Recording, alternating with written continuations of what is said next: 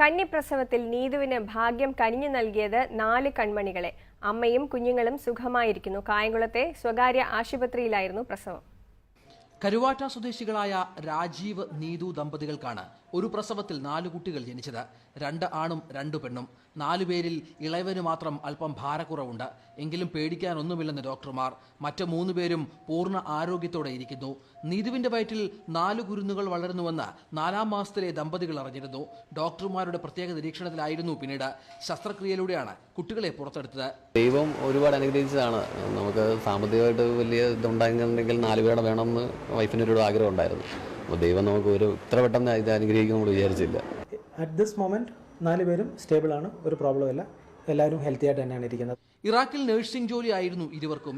യുദ്ധത്തെ തുടർന്ന് നാട്ടിൽ തിരിച്ചെത്തി. കുറെ നാൾ ദില്ലിയിൽ ജോലി ചെയ്തു. ഇപ്പോൾ ഹരിപ്പാട് ആശുപത്രിയിൽ 108 ആംബുലൻസ് ഡ്രൈവറാണ് രാജീവ്. കുറച്ചുനാൾ കൂടി കുട്ടികൾ പ്രത്യേക നിരീക്ഷണത്തിലായിരിക്കുമെന്ന് ഡോക്ടർമാർ അറിയിച്ചിട്ടുണ്ട്. ഏഷ്യാനെറ്റ് ന്യൂസ്, ആലപ്പുഴ.